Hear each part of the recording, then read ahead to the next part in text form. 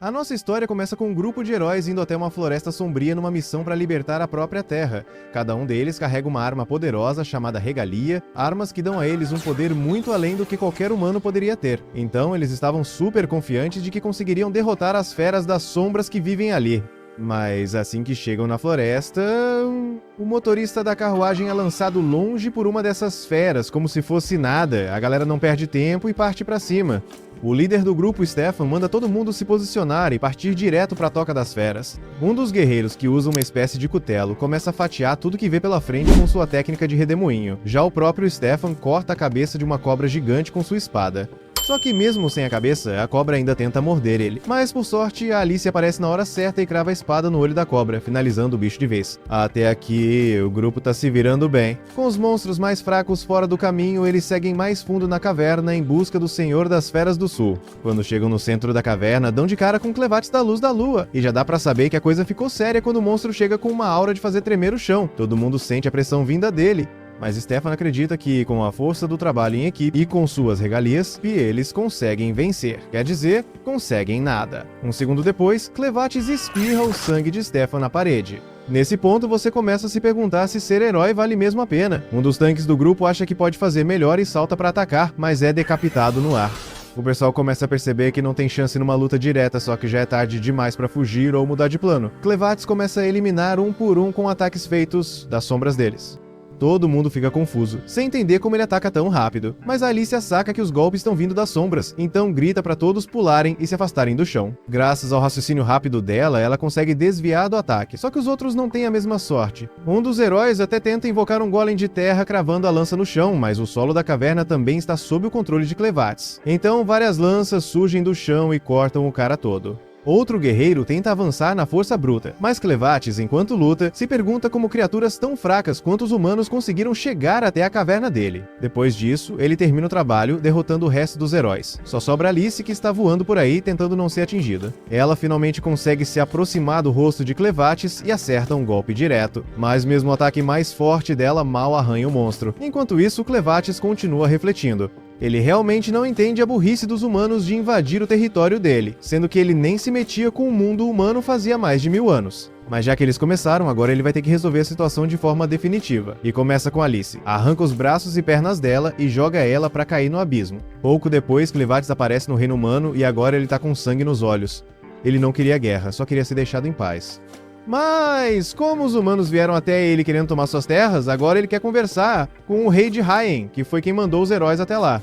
Os arqueiros do reino tentam barrar ele, mas as flechas não fazem nem cócegas. Mesmo assim, continuam atacando como se fosse mudar algo. Inicialmente, Clevates não queria machucar ninguém, mas já que estão atirando nele, ele vai eliminando todos no caminho até o castelo. Os guardas do castelo tentam usar catapultas e outras armas, mas nada funciona. Clevates atravessa as muralhas como se fossem papel. Lá dentro, um dos soldados corre para avisar o rei do ataque, mas o rei já ouviu todo o barulho e já sabe o que tá rolando. Ele entende que os heróis falharam porque as armas de Hyen ainda não são fortes o bastante. Ele sabe que Clevates veio para matar ele. Fugir agora não adianta, Clevates encontraria ele de qualquer jeito. Mesmo aceitando que talvez vá morrer, o rei decide que precisa selar a forja de Hyen para garantir que as chamas não se apaguem. Do lado de fora, Clevates continua se perguntando por que os humanos do reino são tão mais fracos que os heróis que foram até sua caverna. Acha que talvez os outros fossem treinados de forma especial.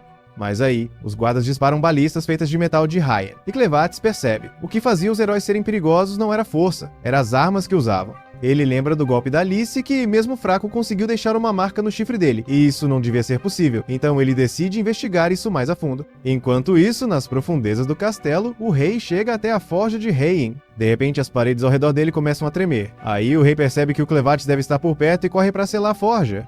Poucos instantes depois, Clevates arranca o teto do castelo, e assim que vê o rei, já começa a cobrar explicações. O rei tenta manter a pose e diz que Clevates não tem o direito de falar com ele daquele jeito.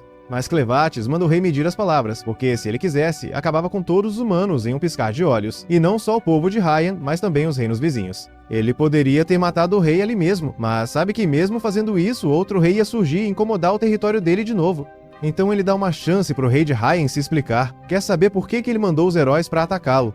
Só que, em vez de responder, o rei praticamente cospe na cara dele, dizendo que uma besta como ele nunca entenderia a ambição humana, Clevates já ouviu o suficiente.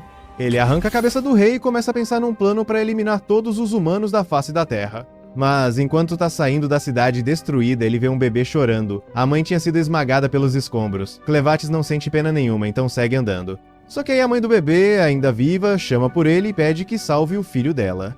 Clevatis fica meio surpreso com um pedido tão direto e lembra a ela que foi ele quem destruiu tudo ali, que já decidiu acabar com os humanos. Então, por que salvaria um bebê humano? A mãe entende o ponto dele. Mas, mesmo que os adultos tenham feito por merecer a fúria de Clevatis, ela insiste que o bebê não tem culpa de nada.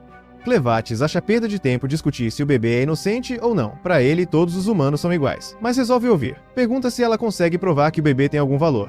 Ela admite que não vai conseguir provar nada, principalmente porque sabe que vai morrer logo. Mas jura que, se Clevatis concordar em salvar o bebê, um dia ele mesmo vai descobrir o valor daquela criança. A mãe morre pouco depois e Clevatis vai embora sem demonstrar emoção, só que algum tempo depois, ele volta para pegar o bebê. Ou seja, o discurso da mãe mexeu com ele de algum jeito. Clevatis ainda não tem certeza se foi uma boa ideia, mas pensa que comparado à vida longa dele, o tempo de vida de uma criança humana passa num instante, então decide cuidar dela, por pura curiosidade.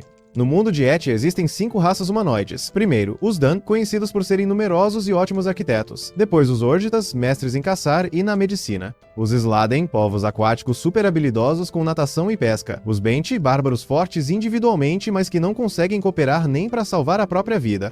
E, por fim, o Reino de Haien, ou melhor, o extinto Reino de Haien, que foi destruído. Eles eram os mais antigos dos humanoides e dominavam a arte de forjar armas. Foi assim que criaram as lendárias lâminas de Haien. Existe muito mais mundo além de Etia, mas o continente é cercado por escuridão de todos os lados. É nessa escuridão que vivem as feras sombrias e seus 4 grandes senhores, um deles é Clevates. Voltando para a caverna de Clevates, ele leva o bebê com ele. Para garantir que nenhum monstro ali ia tentar devorar a criança, ele espanta todos. Depois se deita ao lado do bebê para descansar.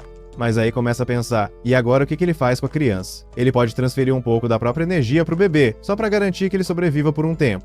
Mas tem um problema, o bebê tá todo sujo de cocô, e Clevatis não queria lidar com esse tipo de coisa, então pega a criança e joga num poço cheio de aranha sem pensar 2 vezes. O bebê começa a chorar na hora, e quem não choraria, né, tá cercado de aranhas, mas Clevatis garante que ele tá seguro. As aranhas ali só comem cocô, então jogou o bebê lá pra dar uma limpadinha. Mas claro, isso não faz a situação parecer menos assustadora. Mesmo depois de tirar o bebê do poço, ele não para de chorar. Clevatis já tá ficando irritado com tanto choro, mas como ele é um senhor das feras, não pode voltar atrás. Então decide seguir com isso até o fim. Só que para garantir que o bebê cresça bem, ele vai precisar de um humano para cuidar da criança. Aí ele vai até um monte de heróis mortos para ver se algum ainda pode servir para alguma coisa. Pouco tempo depois, Alicia acorda. Ela tá olhando pro céu e se pergunta se morreu, mas quando vê Clevatis, percebe que ainda tá na caverna dele. Instintivamente tenta pegar a espada, mas ele avisa que já jogou todas as armas e os corpos dos companheiros dela no abismo. Mesmo assim, ele achou que ela podia ser útil, então trouxe ela de volta à vida. No momento, Alicia tá praticamente um cadáver ambulante. Ela só consegue se mover por causa da energia sombria que Clevatis colocou nela. Mas já deu de explicação por agora. Clevatis vira pra Alicia e manda ela ser útil e arrumar um pouco de leite pra ele. Ela demora um pouco pra entender o que ele acabou de pedir, mas ele não tá brincando. E também não é um pedido, ele realmente precisa daquele leite, então usa seus poderes para forçar Alicia a obedecer. Depois de vários minutos tentando, Clevatis finalmente percebe que isso não tá dando certo. Alicia explica que obviamente não funcionaria, já que ela nunca teve um bebê na vida, e pergunta por que, afinal, alguém como ele iria querer manter um bebê vivo. Clevatis não tem a menor intenção de explicar os motivos dele, mas, já que Alicia não pode dar leite, ele decide que ela vai ter que ser útil de outro jeito.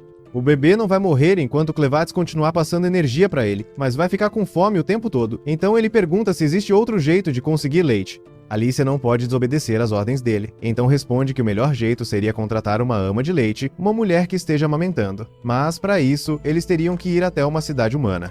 E do jeito que ele é agora, só de aparecer ia causar pânico geral, então Clevatis decide assumir uma forma humana para se misturar.